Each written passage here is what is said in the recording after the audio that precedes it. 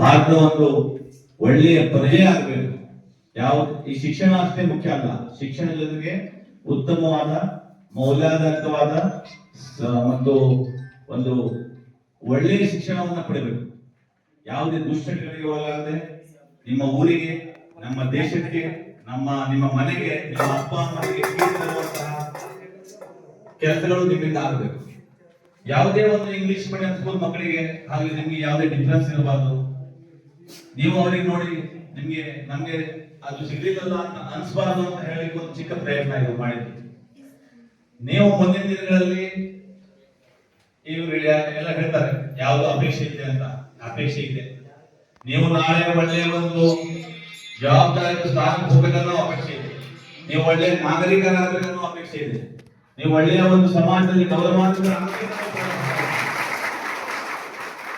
ಇದೆಲ್ಲ ನೀವು ಮಾಡಿದಾದ್ರೆ ಇದೆಲ್ಲ ಕೊಟ್ಟಿದ್ದಕ್ಕೆ ಒಂದು ಸಾರ್ಥಕ.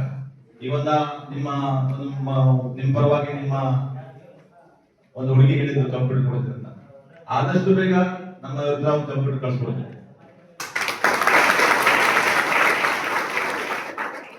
ನಿಮ್ಮ ಊರಿನ ಜೊತೆಗೆ ನಾವೆಲ್ಲರೂ ಇದ್ದೇವೆ. ನಿಮ್ಮ ಈ ಮುಖ್ಯವಾಗಿ ಮಕ್ಕಳಿಗೆ ಕೊಡೋ ಉದ್ದೇಶ ಅಂದ್ರೆ ನಿಮ್ಗೆ ಯಾವುದೇ ಇಂಗ್ಲಿಷ್ ಮೀಡಿಯಂ ಸ್ಕೂಲ್ಗೆ ನಿಮ್ಗೆ ಯಾವುದೇ ಡಿಫರೆನ್ಸ್ ಇರಬಾರ್ದು ಅನ್ನೋ ಒಂದು ಉದ್ದೇಶ. ಎರಡನೇದಂದ್ರೆ ನಿಮ್ಮ ಶಿಕ್ಷಣದಲ್ಲಿ ಯಾವುದೇ ಕೊರತೆ ಆಗಬಾರ್ದು ಅನ್ನೋ ಉದ್ದೇಶ. ನೀವು ಶಿಕ್ಷಣ